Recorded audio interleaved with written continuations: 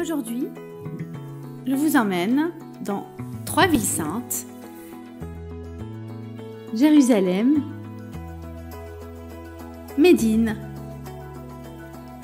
et la Mecque.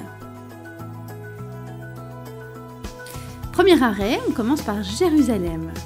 Alors c'est considéré comme le berceau des religions. Jérusalem abrite des gens de toutes croyances et de tous horizons. Elle a été aménagée au IVe siècle avant Jésus-Christ et Jérusalem est l'une des villes les plus anciennes au monde. Et pourtant, c'est la première ville qui a été entièrement recouverte par du Wi-Fi. Au cours de sa longue histoire, Jérusalem a été attaquée 52 fois, capturée et reprise 44 fois, assiégée 23 fois et détruite 2 fois.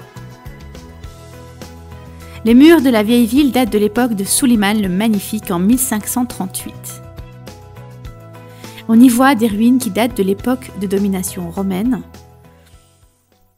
Alors, je vous emmène à l'esplanade des mosquées, qui est le 3e lieu saint après la Mecque et Médine.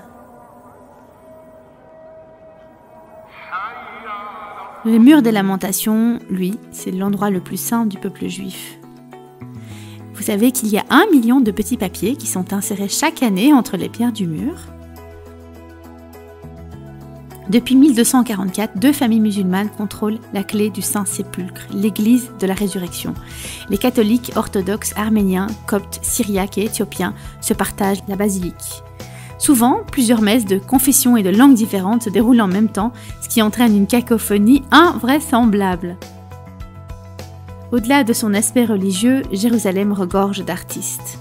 Si vous vous y promenez à pied, vous passerez sûrement devant des graffitis, des mosaïques, des sculptures, chanteurs ou musiciens. Notre visite à Jérusalem s'arrête là. Deuxième arrêt, Médine. Ce que vous voyez ici, c'est la première mosquée des croyants. En arabe, on l'appelle Medina Munawwara. C'est là que le prophète Mahomet, le prophète, va s'installer en 622 pendant l'hégire et fut également enterré en 632.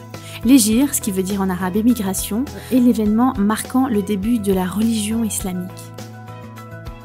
La mosquée du prophète est la première mosquée qui a été construite à Médine.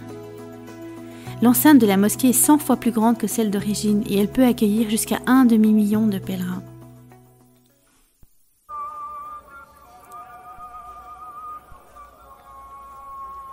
À la nuit tombée, l'ensemble du bâtiment est illuminé, offrant une vue spectaculaire. À quelques mètres de la mosquée du prophète se trouve le vaste cimetière d'El-Baqi. Au cimetière d'El-Baqi, les emplacements des tombes ne sont pas indiqués pour éviter les attroupements justement autour des tombes. Seules les personnes qui présentent un document certifiant leur identité musulmane s'y voient accorder l'accès.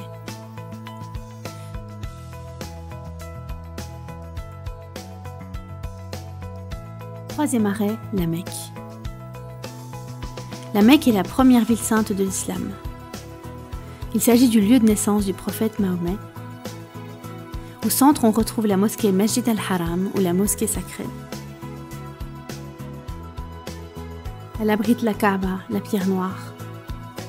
Cette célèbre pierre est très difficile à approcher car tous les visiteurs souhaitent l'embrasser. En 2018, 2,37 millions de musulmans ont participé au Hajj.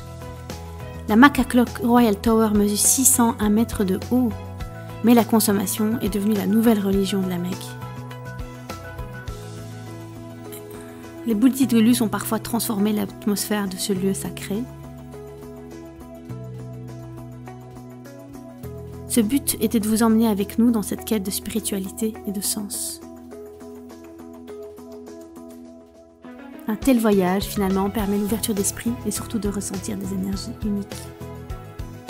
Visiter 3 villes saintes imbibées de sainteté et de religion est un moyen de trouver sa voie, de se confronter à soi.